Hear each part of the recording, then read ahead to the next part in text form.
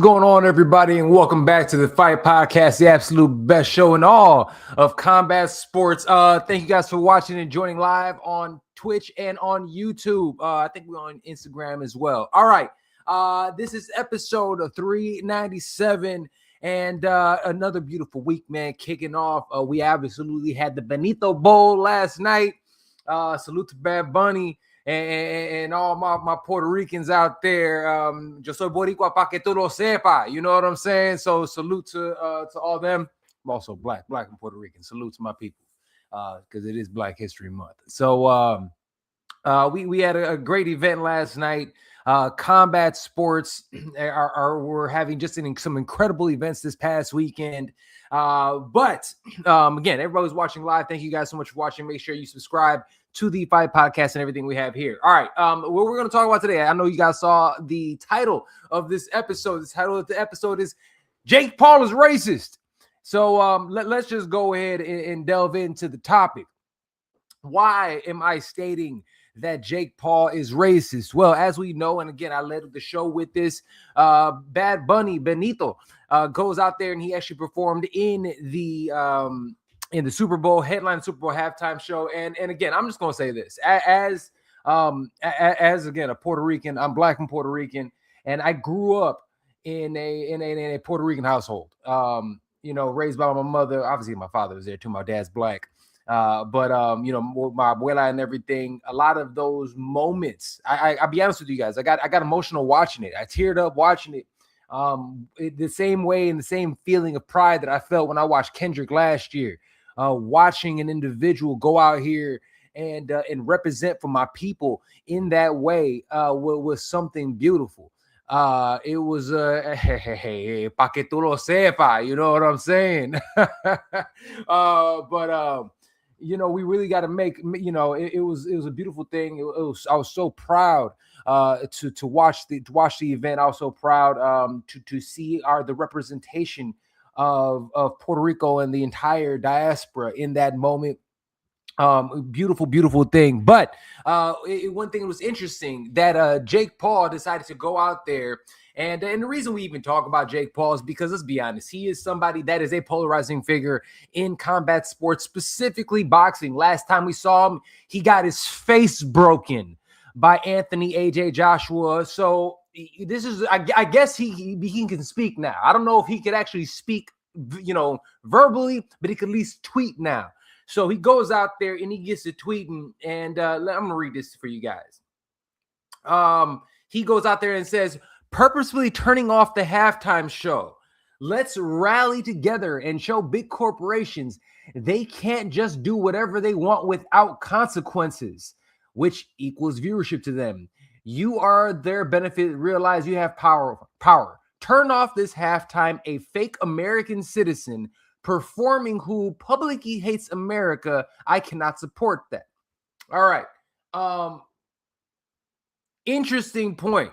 First of all, I'm gonna say this: Jake Paul, you tu maga bicho, okay? What a clown. He goes out there. He lives in Puerto Rico currently, and the reason that he lives in Puerto Rico is specifically for the tax benefits, so that he does not have to pay taxes when he's out there. So essentially, exactly what Bad Bunny is talking about. And if you need to go out there and translate what Ricky Martin was saying during it, it's like, we don't, they want to kick us out of the island. They want to sit out there. They tell your grandmother to leave. They want to get rid of our sand and our beach. They want us out here so they can essentially colonize. This colonizer is going out here and saying things about colonization. And the thing that really blew my mind was him disparaging a Puerto Rican and calling him a fake citizen, when the individual that is his biggest fighter on his roster, MVP, is Amanda Serrano. Amanda Serrano is the biggest fighter in his roster. Somebody that has went with him side to side, edifies him in every capacity. That is him. So she got to go out there. You have Amanda Serrano. He also, like I said, lives in Puerto Rico, goes out there wearing the Puerto Rican flag, and then you go have the nerve, the gall, to sit there and essentially say that Puerto Ricans are half Americans are not full citizens or fake citizens. He goes on to sit there and say, the problem with my tweet in the world of fake being misrepresented. Motherfucker, no, we're not misrepresenting your words. And this is something that these MAGA bichos go out there and consistently state. Okay, they will sit there and yo, they'll piss on your head and tell you it's raining. The blatant lies and turning things back and forth and trying to sit there and say, well, no, that's not what I said. Motherfucker, I have eyes. I have ears. I know what you said. So he continues to say he's not a fake citizen, obviously, because he's Puerto Rican. And I love Puerto Rico and all Americans who support the country. More so, Bad Bunny is fake because of his values and criticism of our great country. Well, let me go ahead and drop a little more knowledge on y'all because it seems like we need that. James Baldwin once stated, the great American James Baldwin once stated that I have the right to criticize America because I love her. Okay, that's essentially it. Again, that those are not quite exactly what he says, but something along those lines. I love my country so much. I have the opportunity to do that. And then on top of that, my brother took the words out of my mouth. What happened to all my First Amendment people? Huh? So what we saying, Jake Paul? You want motherfucking cancel culture? With your soft as wet puppy shit. I can't believe this nonsense. And then this is my favorite part of all this nonsense because let's see what the Serrano sisters have to say, right? Amanda Serrano goes out there and during this states, let's pull this up because she said it. Blah, blah, blah. I'm starting camp, blah, blah, blah, blah, blah. Okay. Tonight, I am here where I'm supposed to be in my beautiful island with my people, celebrating and watching with awe of how well Benito represented us in our culture. I am proud to be Puerto Rican and I am proud to be an American citizen. Puerto Ricans are not fake Americans. We are citizens who have contributed to this country in every field, from military service to sports, business, science, the arts, and our identity and citizenships deserve respect. I would not have the opportunities I have today without the support and belief that MVP and Jake Paul have showed me, and I will always be grateful for the role and having to plan and have changed my life and blah, blah, blah, blah, blah, blah, blah, blah, blah, blah, blah. But I cannot support these characterizations. It is wrong. I fight with pride of Puerto Rico and represent my flag every time I step in the ring. I will always stand with my people with respect to who we are, with pride in who we come from. I will never change and will forever be a proud Boricua. Let's say what you got to say and say it with your chest. All right? So here's the thing. And yes, my brother, we do. We pay them joints and we don't get no benefits from them shits. So the thing about it is it's interesting to her to go out there and especially speak out against her promoter in that way. Jake Paul and MVP. Also, the damage control this morning is insane. Let me pull this up.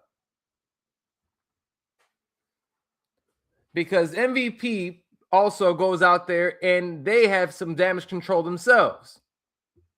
They have stated MVP stands for one thing and one thing only, our fighters. Whether you're from Puerto Rico or anywhere else in the world, we probably stand behind you and will always work to elevate you and the pride you bring into the ring. Once again, the lies. Jake Paul outed y'all. He let us know exactly, not that we didn't know if we weren't paying attention, but he let everybody know exactly who MVP and everybody was. And I'll be very honest with you. Amanda Serrano and the rest of the roster, Alicia Bumgardner, all of you guys, he's telling y'all exactly what he thinks about you and the people. You guys are just people that he can utilize to enrich himself and make himself feel bigger and better and have more power. That's all this fool is. So to go out there and being so disgusting and despicable, to go out there and talk about it because somebody has an opinion. And here's the thing. All Benito going out there and said was, hey, man, I shouldn't be out here doing this. And then here's the thing. I'll say it. Fuck ICE. And fuck everybody who stands with ICE. Okay, if you sit here and you stand with ice like Dustin Jacoby and all these other these marks that are going out here and say this nonsense, and we'll talk about Dustin Jacoby in a little bit. But this is the problem. But here's the thing: Jake Paul and team are still go out here, damage controlling it all up. He finishes up by saying, what was it? He was like, guys, I love Bad Bunny. I don't know what happened on my Twitter last night. What the fuck? Hey, man, stop being a bitch. If you're going to do something and say something, I got more respect when somebody stands on their bigotry, okay? If you're going to be a bigot, stand on it. Let me know. Don't sit here and run away and all of a sudden say this. And again, what was it? Is that the last thing he said? It is. All right. So I spent enough time on this Magabicho, and we going to leave it at that, okay? So one time for the Magabicho Jake Paul. Again, he's an asshat.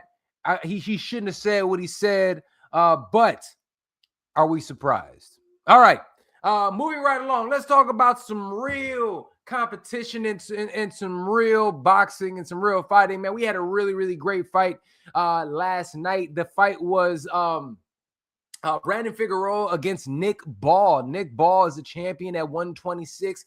Figueroa is a two-time champion. He's only lost twice in his career, and is to schoolboy Stephen Fulton, schoolboy Steph. And I am telling you, this fight was in the UK. A lot of Nick Ball in his hometown. Everybody thought Nick Ball was going to win this fight. Nick Ball is a guy who is really tough, power in both hands, a little bit of a dirty fighter. He goes out there, and even if he's getting pushed, he'll sit there and fight a little dirty.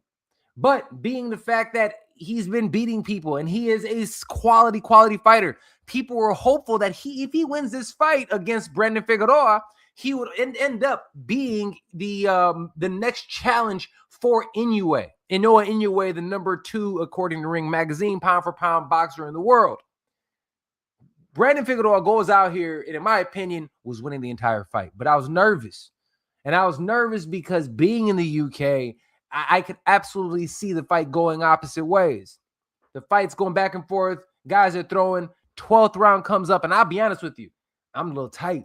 I'm like, man, I think if Brandon's going to win this, even though I have Brandon winning, I think he's going to need to get a stoppage in this one, and I don't know if he's going to do it. As soon as the 12th round went up there, and I want to salute to Manny Robles. Manny Robles has consistently just been a great coach and keeps getting these upsets back to back. Man, goes out there, 12th round. Brandon Figueroa throws a big left hook, knocks him dead. End up knocking Nick Ball face first on the canvas. He tries to get up. He ends up getting back up. He gets knocked through the ring.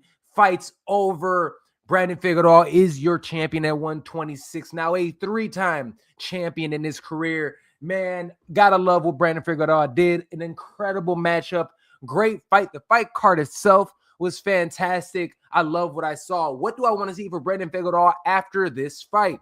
After that fight, I don't need a rematch. We all know what happened. We all know who won. Even on the judges' scorecards, Nick Ball was down 2 points prior to that happening.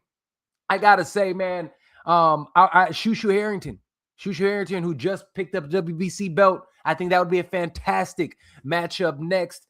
Espinosa, he's another one. I'm telling you guys, if you are interested in fantastic boxing, you want to look at a weight class that is stacked from top to bottom, check out 126. I'm telling you.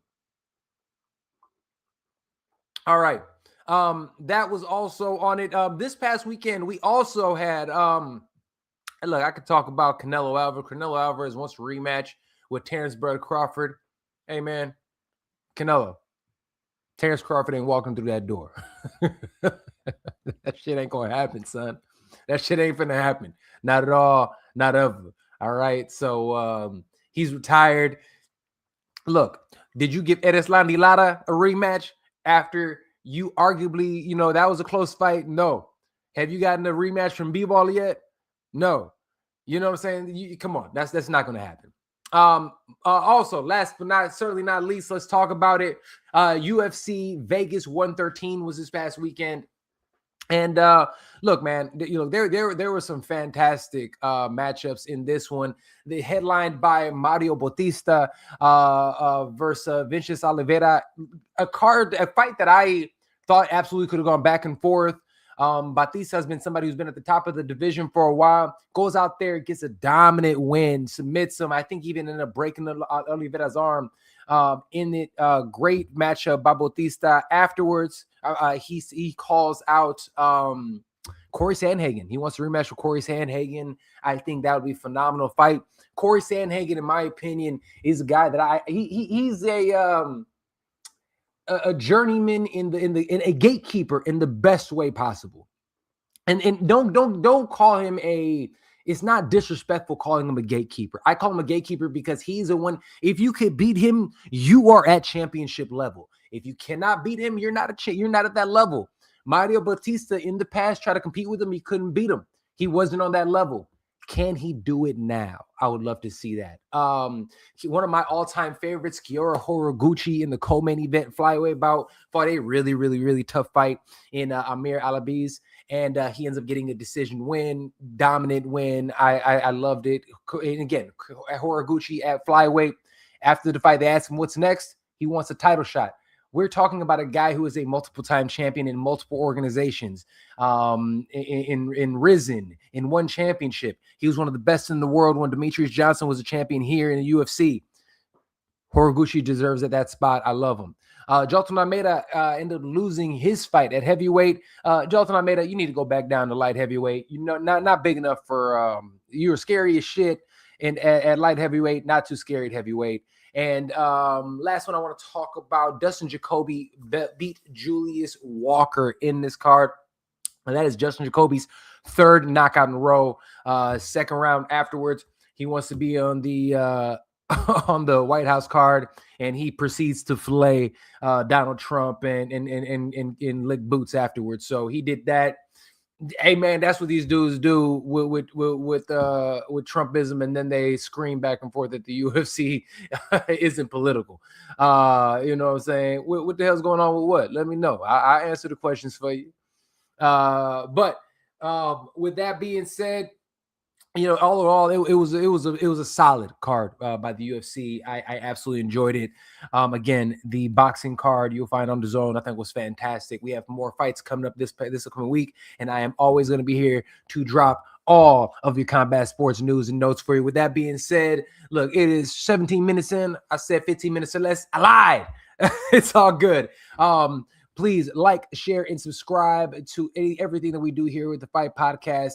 Also follow my Substack, the Fight Podcast at Substack. Listen to us everywhere. Check us out on X. Check us out on Etsy, etsy.com/shop. Also, don't forget, as we've seen it, the Bump Serum. Look at the Bump Serum.